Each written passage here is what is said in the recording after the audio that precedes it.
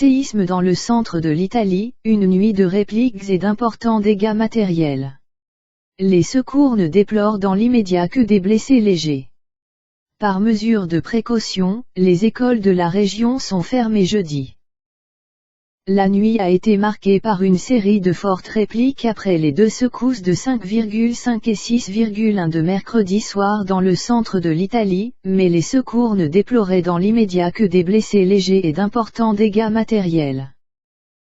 Dans la nuit et sous la pluie, la protection civile a pris en charge des centaines de personnes chassées de chez elles par le séisme, même si beaucoup d'autres ont préféré rester dans leur voiture, paniqués par les secousses allant jusqu'à 4,6 qui se sont succédé. Alors que la pluie avait cessé au petit matin, les secouristes attendaient la lumière du jour pour commencer à évaluer l'état des habitations et des nombreux bâtiments historiques de ces villages souvent touristiques. Par mesure de précaution, les écoles de la région sont fermées jeudi. Une cinquantaine de patients de plusieurs hôpitaux ont été évacués, de même qu'une résidence universitaire ou encore une maison de retraite. Les détenus de Camerino, au nord de Rome, dont plusieurs ont été légèrement blessés ou choqués, ont été transférés dans la grande prison de Rebibbia à Rome.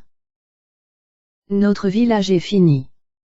Mercredi, une première secousse de magnitude 5,5 a été ressentie dans le centre du pays vers 19h10, y compris à Rome.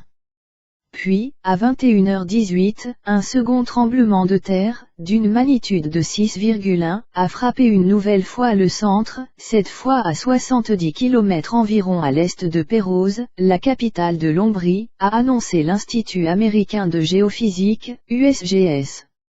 Cette secousse a été ressentie de Trieste, sur la mer Adriatique, jusqu'à Naples, dans le sud. Beaucoup de maisons sont écroulées, notre village est fini, a déclaré à la télévision Marco Rinaldi, maire d'Ucita, une localité touchée, tout en précisant qu'il n'y avait probablement pas de victimes. La deuxième secousse a été longue, elle a été terrible. J'ai ressenti beaucoup de séismes mais celui-là a été le plus fort. Heureusement, tout le monde était déjà dehors après la première, a-t-il ajouté. Cette zone est très proche de la région d'Amatrice, ville dévastée le 24 août par un violent séisme qui a fait près de 300 morts, et de l'Aquila, où un puissant séisme a fait plus de 300 morts en 2009. Depuis la fin d'août, la terre n'a jamais vraiment cessé de trembler dans toute la région, témoignent plusieurs habitants d'Ucita. Selon la presse, de nouveaux effondrements ont été enregistrés dans les zones rouges du séisme du 24 août, zones interdites d'accès en raison de la fragilité des bouts de bâtiments tenant encore debout.